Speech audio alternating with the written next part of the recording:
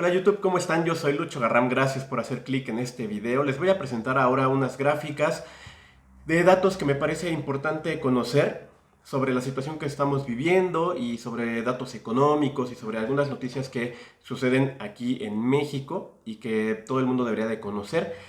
Les hice una encuesta en la sección de comunidad el pasado sábado para preguntarles cuáles de estos datos conocían y cuáles les preocupaban más. Entonces, a partir de ahí sale este video. Les voy a presentar las fuentes de donde saqué todos estos datos porque muchos de ustedes que gustan de no creer de los datos dicen que esto es para manipular al público y demás. Entonces, para que ustedes vayan y confirmen y contrasten esta información y puedan ver por sus propios ojos lo que es un dato y no una opinión, les voy a presentar estas gráficas. La primera gráfica que les voy a presentar es sobre la cantidad de desempleo que hay en Estados Unidos ahora mismo. Se estima que cuando termine todo esto del bichito que nos está haciendo estar en nuestra casa, se perderán alrededor de 47 millones de empleos en los Estados Unidos. Por eso es importante entender cuáles son los estímulos que va a dar el gobierno en cada país para poder reactivar la economía y poder conservar esos empleos. En esta gráfica que estamos viendo, peticiones de ayuda por desempleo en Estados Unidos, se tenía un promedio durante marzo de 350,000 solicitudes de apoyo para los desempleados, que es más o menos el rango que se venía presentando en los últimos años. A finales de marzo se llegaron a presentar 700,000 solicitudes de apoyo y de hecho en la primera semana de abril se presentaron 6,650,000 solicitudes de empleo porque ya se habían perdido todos estos empleos gracias a el COVID-19. La verdad es que estos datos son muy duros. Estos se sacan del Departamento de Empleo de Estados Unidos. Ustedes pueden ir a comprobarlo directamente, lo googlean y ahí les sale. Vámonos a la siguiente gráfica. Muchos de ustedes me preguntaban si ahora soy epidemiólogo porque, como mucha gente, empecé a cuestionar los datos que presenta el gobierno en la página de salud y en las conferencias de las 7 de la noche. Pero bueno, estos datos que les estoy presentando aquí son obtenidos de Google, se actualizan con los datos que cada gobierno va publicando. Entonces estos son datos del gobierno actual de cada país. Vamos a saltarnos tantito lo de México. Pueden ver que en Estados Unidos hay confirmados 562,511 casos. Se recuperaron ya 41,000, poquito más, pero muertes ya son 22,823, lo cual da una tasa de mortalidad del 4%. Los países que más casos confirmados tienen son, después de Estados Unidos, España e Italia. España tiene 169,510, Italia 159,516 con una tasa de mortalidad de 12,83. Y algunos países de Latinoamérica que les puse aquí abajo: Colombia, Argentina, Panamá y República Dominicana. Estos datos se van actualizando en Google cada hora para que ustedes los puedan ir checando, pueden ir viendo las tasas. Lo que está ahora publicado en México son confirmados 4,661, recuperados 1,722 y muertes 296. Esto da una tasa de mortalidad de 6,35. Pero, como sé que mucha gente dice es que hay que considerar las estimaciones, bueno, entonces hay que considerar este factor de 8 para utilizar los confirmados, ¿no? Eso nos daría 37,288 confirmados en México. El de los recuperados, la tasa o el factor es diferente y dejé igual el número de muertes confirmadas, lo cual reduciría la tasa de mortalidad a 0,79. Por eso es importante que veamos a quién le conviene tener esos números de estimaciones tan altas, aunque no están confirmadas, para que la gente cuando saque la tasa de mortalidad vea que es un número bastante bajo y no se asuste. ¿Es un acto ético? No lo sé, ya no voy a ponerle un adjetivo porque la gente se molesta, solamente les pido que vayan y cuestionen este tipo de información. Vámonos ahora con la siguiente gráfica que habla de la relación o el tipo de cambio entre dólar y el peso. En esta última semana que pasó, que es la 2 de abril, tuvimos un tipo de cambio bastante alto, de hecho máximo histórico de casi 26 pesos el martes y el miércoles de la semana pasada. Estos datos son el 11 de abril y tenemos ahorita un tipo de cambio de 23 pesos por un dólar. 23 pesos con 37 centavos por un dólar. Aquí lo pueden ver, esta es la última cifra que tenemos. Luego, pero para que vean que hay que, pues digamos, comparar un poquito más cómo está ahorita. Entonces tenemos 23 pesos con 37 centavos en abril, pero recordemos que para noviembre del 2019 estábamos en 18.50 pesos por un dólar. Pero si vemos un poquito más atrás, vamos a ver el histórico de 5 años. Podemos ver, comparamos ahorita, abril del 2020, 23.37 contra cómo estaba el dólar en 2015, que es la parte de la izquierda, ustedes lo ven, y teníamos un tipo de cambio de 15 pesos por cada dólar. Ustedes díganme si esto representa un incremento, una mejoría para su economía. Díganme si esto fue por lo que esta es la esperanza por la que votaron o si esta es la idea que tenían cuando escogieron al gobierno actual. Mucha gente va a decir que el gobierno no puede escoger el tipo de cambio y que no depende del gobierno, y es muy curioso cómo a veces cuando el tipo de cambio baja sí se lo adjudican al presidente y cuando el tipo de cambio sube dicen que son factores externos. Entonces, ¿en qué quedamos? Y para entender un poquito eso, vamos a hablar de los precios del petróleo, y como es un tema bastante complejo, les quiero recordar que el sábado les subí un video hablándoles de todo lo relacionado al petróleo. También lo subí al podcast, de hecho es un episodio del podcast, se lo subí como video aquí a YouTube para que lo puedan escuchar. Denle play a ese video, tiene bastantes datos que si no saben del tema del petróleo lo van a poder entender mucho mejor, de manera más clara, y por qué es importante entender esto, porque repercute en tu economía en tanto que tú eres usuario de transporte público o privado. Y entonces vamos a ver la gráfica. En esta gráfica lo que se ve es el precio de barril de petróleo de la mezcla mexicana de exportación. Tenemos que en los primeros días de abril del 2020 un barril de petróleo de la mezcla mexicana valía 14 dólares y en julio del 2008 un barril de petróleo de la mezcla mexicana valía 131 dólares. Este precio de 2008 es el máximo que ha alcanzado en los últimos 12 años un barril de petróleo, es lo más alto y entonces nos convenía bastante vender petróleo. Ahora a 14 dólares no nos conviene ni siquiera extraerlo porque lo sacamos de los pozos petroleros mucho más caro que eso. Y por eso es importante que tengamos estos datos en mente para que no nos chamaquen con que el rescate de México o la esperanza de México es el petróleo, porque pues técnicamente ya no nos está dejando ningún beneficio. Para hablar un poquito de la situación en México y de lo que se viene, para que estemos preparados, ya les había presentado en un video anterior cuántos empleos puede generar México. También es un tema complejo y por eso hice un solo video de eso.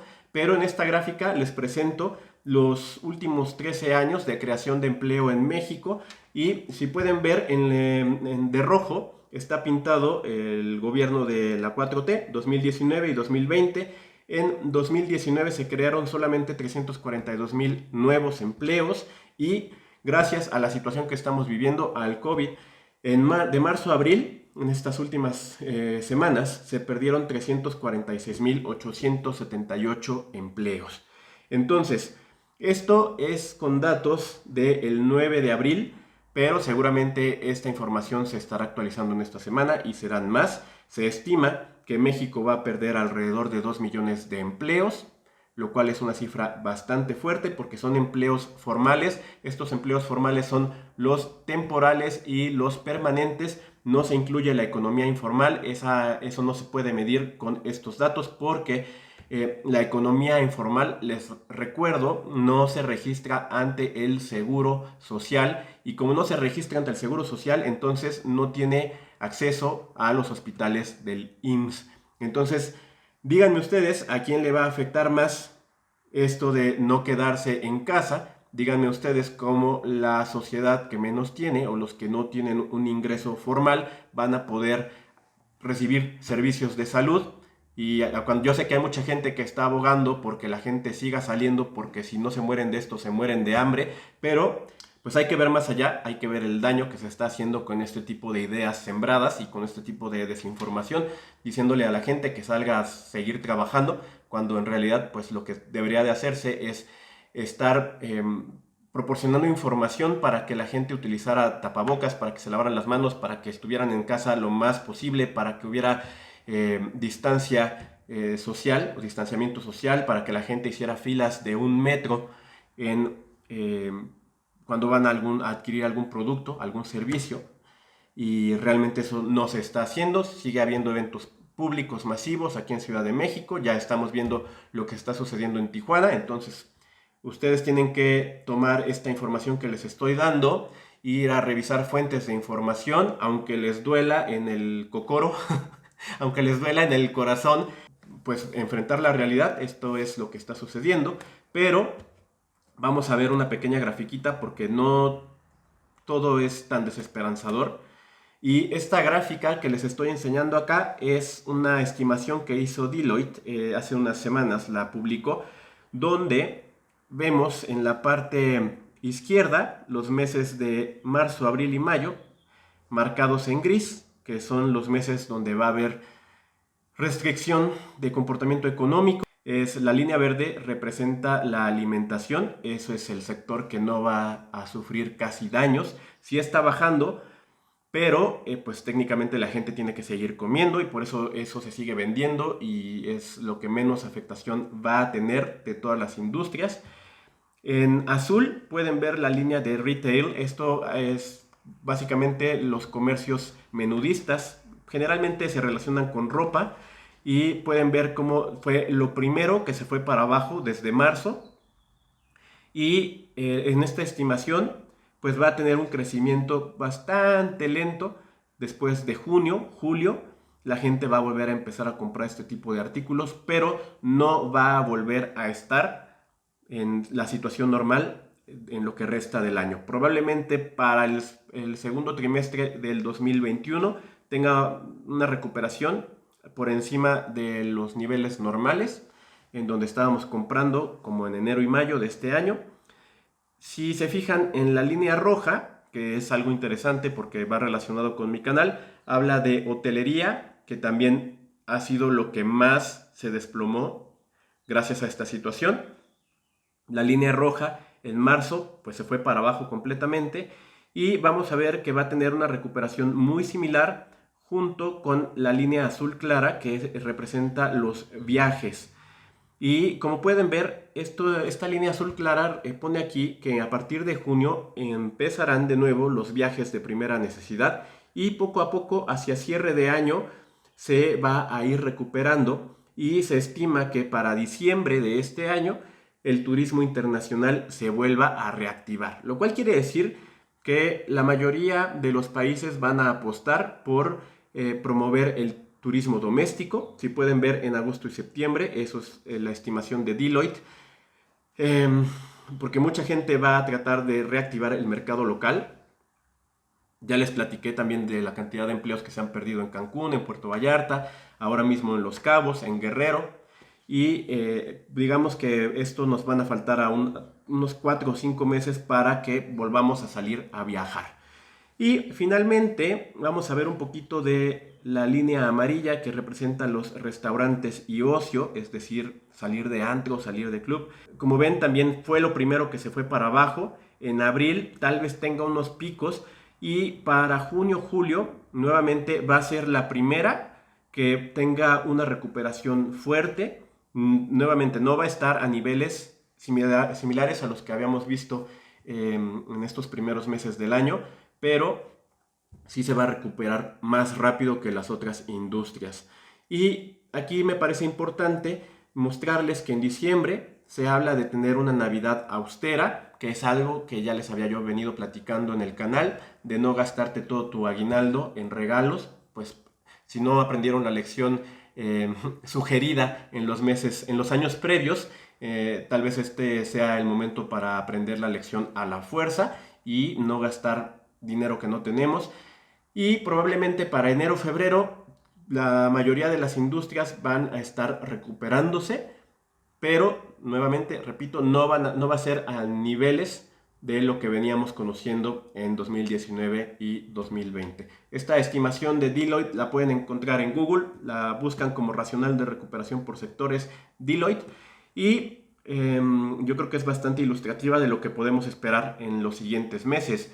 Si ustedes son de las personas que planean su presupuesto, si son de las personas que están preocupadas por cómo se va a recuperar esto tal vez les dé un poquito de calma y los ayude a planear mejor su presupuesto, sus ingresos, o para tomar decisiones sobre hacer dietas estrictas o para no comprar comida que es innecesaria, para evaluar qué tienen en su closet que pueden seguir utilizando, para no comprar ropa, para tener dinero y finalmente para poder llegar sanos, un poquito más sanos y salvos o mejor preparados, tal vez sería la mejor definición, a diciembre y a los siguientes 8 meses que nos esperan de este 2020. Recordemos que esta gráfica va a ser válida solamente si nos quedamos todos en casa durante abril y mayo y que todo sea ceteris paribus, es decir, que no cambie nada o que no se agrave la situación por algún descubrimiento que tal vez ahora no se conoce, que podría ser que la situación se pusiera más fea, pero bueno, pues este es como un escenario bastante conservador, pero esperanzador de alguna forma para entender qué es lo que va a suceder.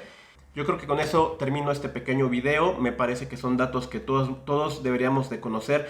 Todos deberíamos de ponernos a buscar directamente en Google de fuentes confiables. Esto no se trata de querer manipular al pueblo, se trata de darle al pueblo información correcta y de entender cuál es la situación real por la que estamos pasando. Yo creo que no se trata de decir esto es en contra de algún político en específico y para no hacerles el cuento largo, pues hay mucha gente que incluso con datos duda de la realidad, incluso aunque estos datos vengan de su gobierno. Ya lo dije al principio de este video, hay mucha gente que le gusta dudar o que tiene por miedo la incapacidad de reconocer estadísticas y números reales. Eso ya es tema de cada quien. Entonces los invito a que ustedes busquen en las secretarías de sus países información certera y pues nada, ¿no? Que con eso tomen mejores decisiones. Yo soy Lucho Garram, gracias por ver este video. Chao.